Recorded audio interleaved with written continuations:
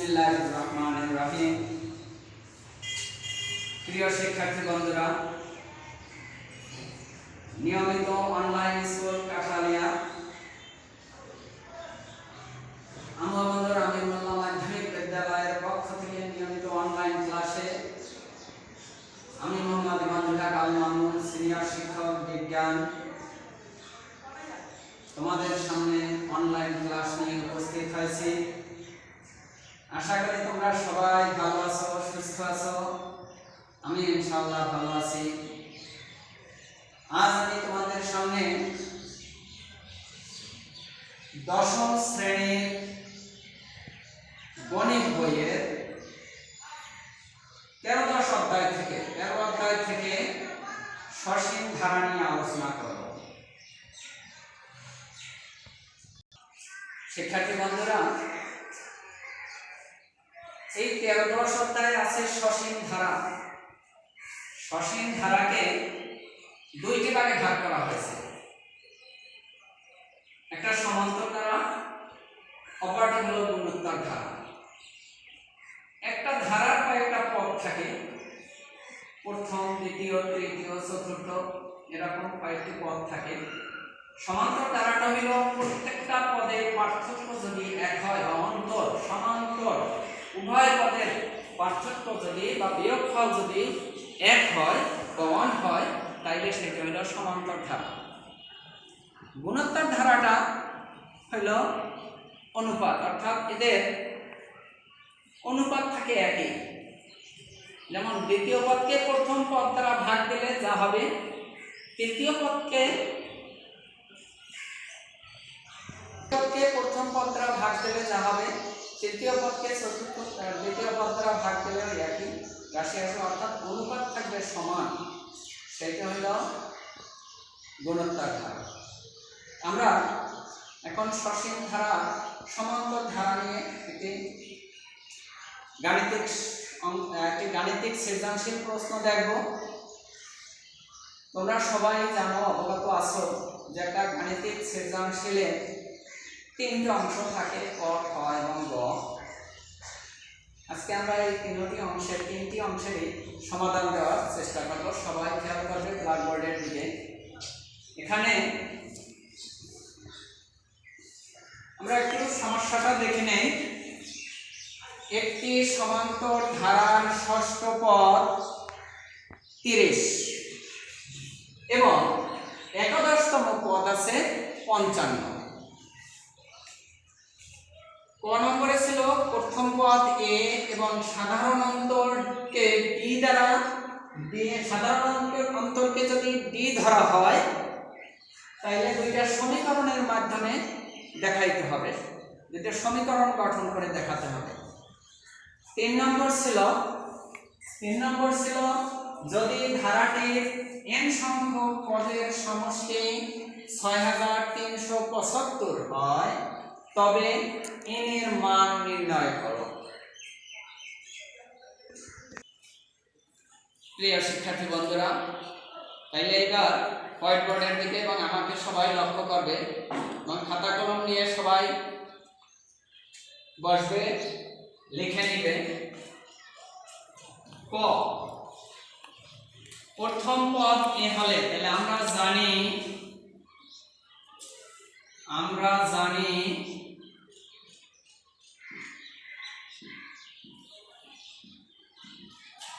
ধারাটির প্রথম পদ a, ধারাটির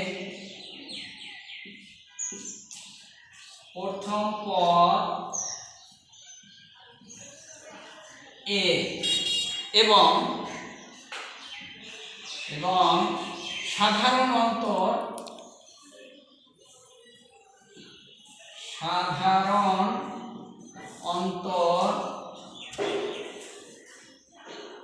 d হলে,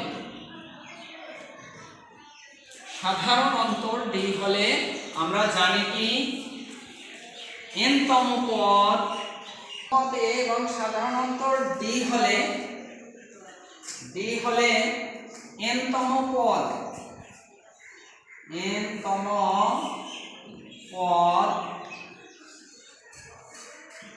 সমান a plus n minus 1 into b।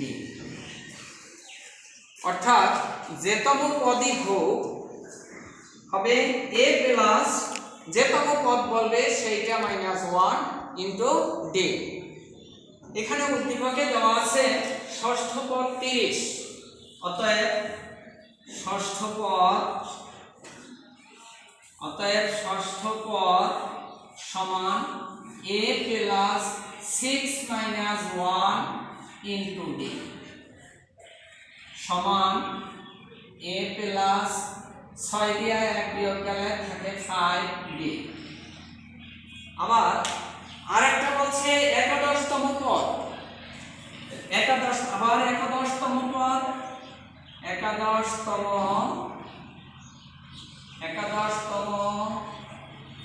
পদ সমান a plus 11 minus 1 into d equal লিখতে পারি a প্লাস 10d। এখন একটু সবাই খেয়াল করো, ষষ্ঠ পদ বলছে 30 এবং একাদশতম পদ বলছে 55। প্রশ্ন মতে দুইটা সমীকরণ আকারে প্রকাশ করতে বলছে। তাহলে প্রশ্ন মতে প্রথম সমীকরণটি হবে ষষ্ঠ পদ হইছে a প্লাস 5d ইকুয়াল 30। এইটা একটা সমীকরণ 1। অপরটি কি ছিল? একাদশতম পদ ছিল a প্লাস 10d অর্থাৎ 10d ইকুয়াল 55। এটা হলো 2 নং সমীকরণ। আমাদের দেখো একটু যে প্রথম পদ a এবং সাধারণ অন্তরকে d দ্বারা দুইটা সমীকরণ গঠন করতে বলা হয়েছিল। এখানে আমার দুইটা সমীকরণ হয়ে গেল। আচ্ছা,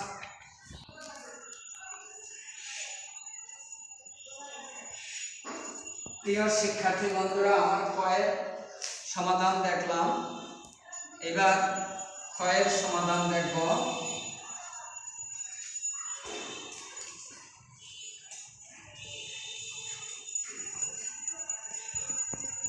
ক্ষয়ে আছে উদ্দীপকের আলোকে ধারাটি নির্ণয় করো। আমরা ক থেকে পেয়েছিলাম, ক থেকে কি পাইলাম? ক থেকে প্রাপ্ত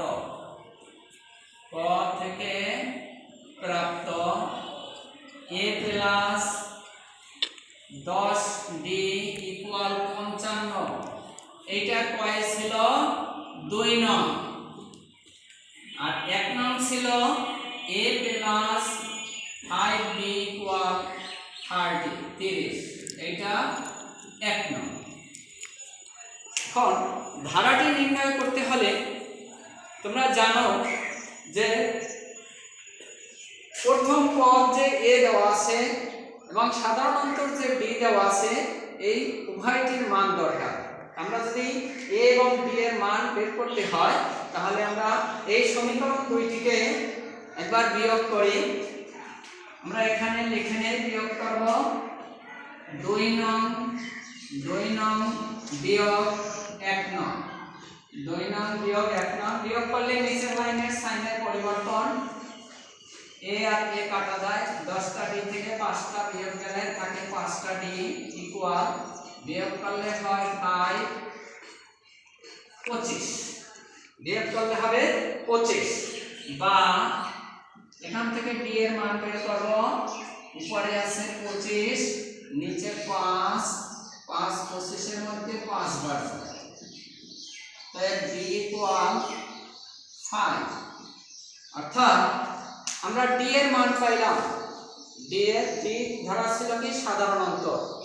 এখন যে কোনো একটা সমীকরণে যদি আমরা এই d এর মান বসাই তাইলে a এর মান পাবো। আমরা 1 নং সমীকরণে এখন 1 নং সমীকরণে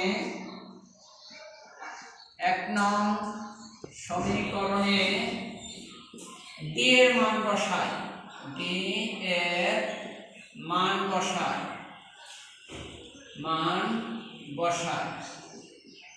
1 নং সমীকরণ ছিল a প্লাস 5b ইকুয়াল 30 বা a প্লাস 5 ইন্টু ডি এর মান পাইছি আমরা 5 সমান 30 বা a প্লাস 5 আর 5 গুণ করলে 25 সমান 30 বা a সমান 30 মাইনাস 25 তো a ইকুয়াল থাকে 5 30 দিয়া 25 বিয়োগ গেলে থাকে 5 অর্থাৎ আমরা a এর মানও পাইলাম a এর মান পাইছি 5 এবং b এর মান পাইছি 5 এখন আমরা ধারাটি নির্ণয় করতে পারি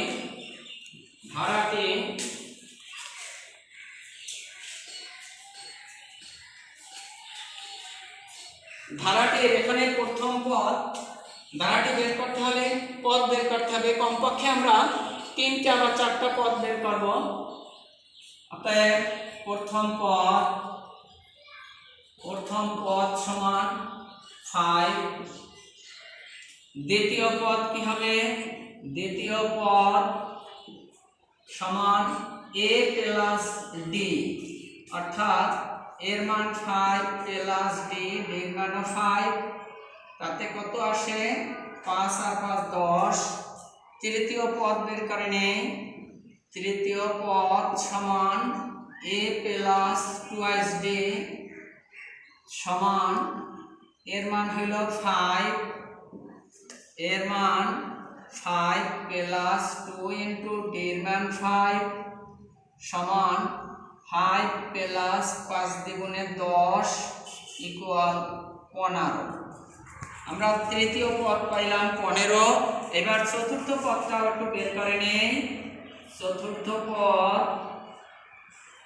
সমান a প্লাস 3d সমান 5 প্লাস 3 ইন্টু 5 সমান 5 প্লাস 15 সমান 20 আমরা এরকম আরো অসংখ্য পদ বের করতে পারি আমরা কমপক্ষে যদি 3টা বা 4টা বের করি তাহলে ধারাটি নির্ণয় করতে পারবো এখন আমরা লিখতে পারি অতএব ধারাটি লিখতে পারি অতএব ধারাটি সেট পাইছে প্রথম পদ ছিল 5 প্লাস দ্বিতীয় পদ পাইছে 10 প্লাস তৃতীয় পদ পাইছে 15 এবং চতুর্থ পদ পাইছি আমরা 20 প্লাস এরকম অসংখ্য পদ আমরা নিতে পারবো n পর্যন্ত n হইল এখানে অজ্ঞাত রাশি অর্থাৎ যত ইচ্ছা ততই আমরা নিতে পারবো একটু সবাই লক্ষ্য করো এখানে উদ্দীপকের আলোকে ধারাটি নির্ণয় করতে বলা হয়েছিল ধারাটি হইল এটা ধারাটি হলো 5 plus 10 plus 15 plus 20 plus dot dot এরকম আরো যত পদ নেবা সেগুলো নেওয়া যায় আমরা ক খ দুইটারই সমাধান দেখলাম শিক্ষার্থী বন্ধুরা এবার আমরা গ এর সমাধান দেখি গ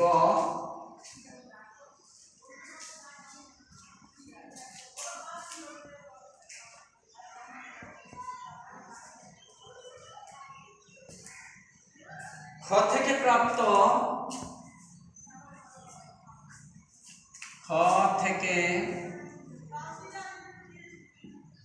প্রাপ্ত বা পাই প্রথম পদ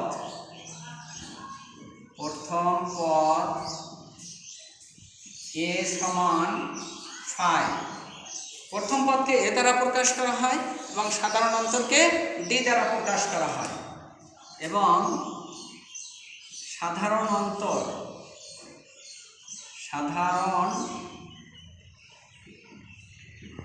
অন্তর d সমান 5 আমরা খ থেকে এটা পাইলাম আমরা জানি n সংখ্যক পদের সমষ্টি জানি। n সংখ্যক পদের সমষ্টির সূত্র হয়েছে n/2 into twice a plus n-1 into d। এটা হলো n সংখ্যক পদের সমষ্টি। আমরা এই সূত্রটি দিয়া কাজ করব। এখানে উদ্দীপকে n সংখ্যক পদের সমষ্টি দেওয়া আছে 6375। আমরা একটু লিখে নেই n সংখ্যক পদের সমষ্টি, n সংখ্যক পদের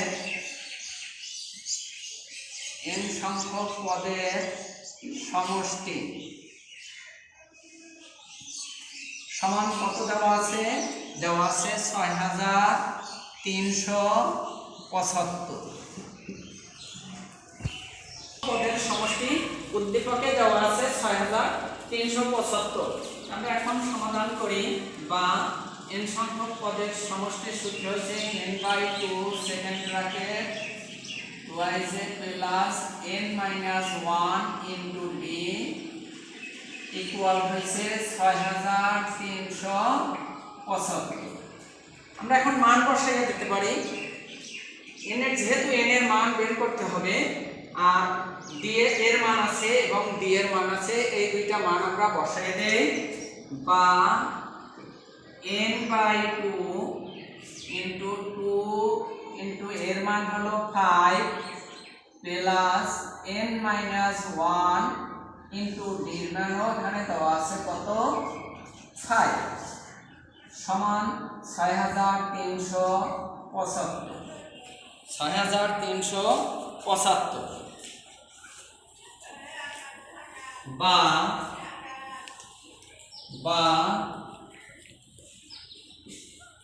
n/2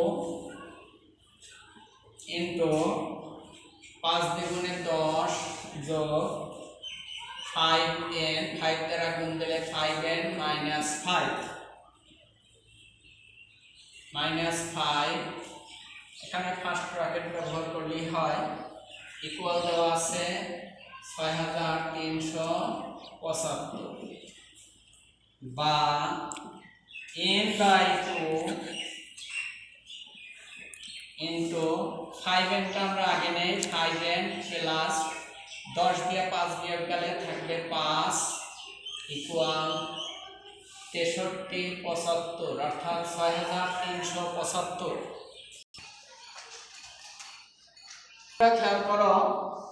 বা n দ্বারা যদি গুণ করি তাহলে হয় 5n স্কোয়ার প্লাস 5 দিয়ে n কে গুণ করলে 5n ইকুয়াল 6375 কে 2 দ্বারা আমরা গুণ করব। গুণ করলে দাঁড়ায় 12750।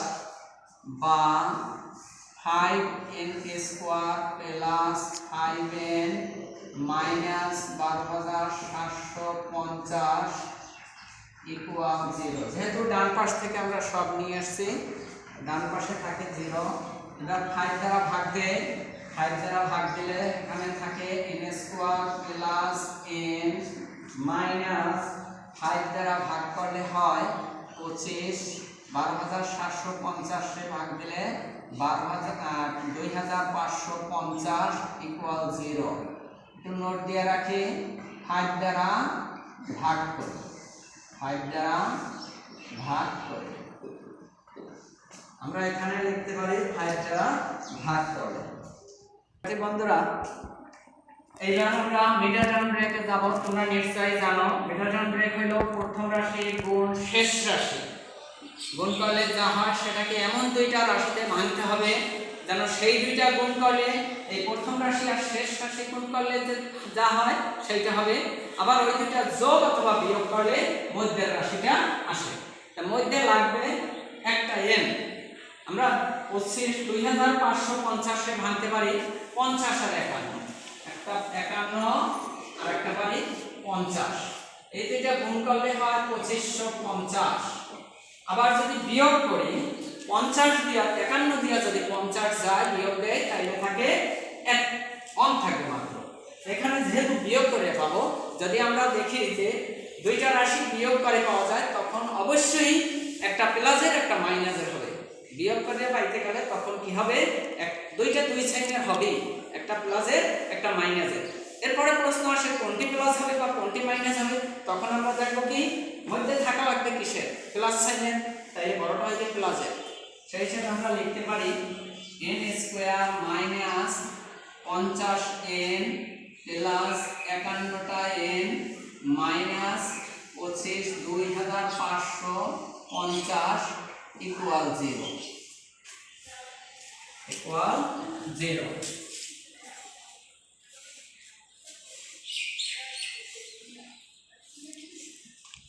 এবার এখানে দুইটা রাশি থেকে আমরা প্রথম দুইটা থেকে কমন আছে n, থাকবে n মাইনাস 50 প্লাস দ্বিতীয় দুইটা থেকে কমন আছে 51, থাকবে n মাইনাস 50 ইকুয়াল 0।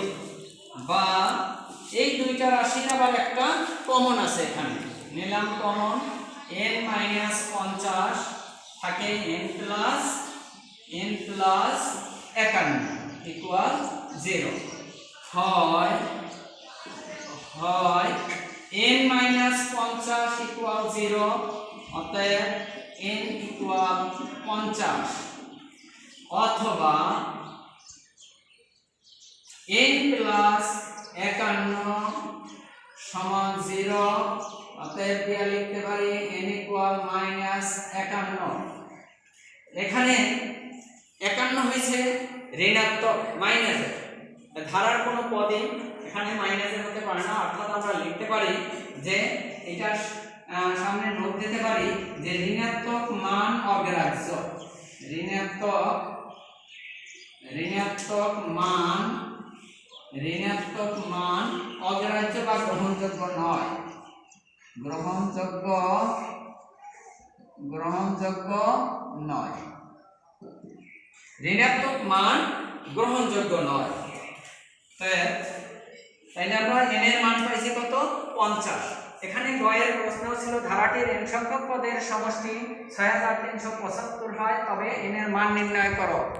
আমরা n এর মান পাইলাম কত, 50। অ্যানসার লিখতে পারি, answer n equal 50, n equal কত, 50। সুপ্রিয় শিক্ষার্থী বন্ধুরা, আমরা একটা সৃজনশীল সসীম ধারার একটি সৃজনশীল প্রশ্নের 3টি অংশেরই ক খ গ 3টে অংশেরই সমাধান দেখলাম। আজ এ পর্যন্ত। তোমরা সবাই ভালো থাকো, সুস্থ থাকো। আগামী অনলাইন ক্লাস দেখার আমন্ত্রণ জানিয়ে আজকের মতো এখানেই বিদায় নিচ্ছি। সুস্থ থাকো, ভালো থাকো, নিরাপদে থাকো। আল্লাহ হাফেজ।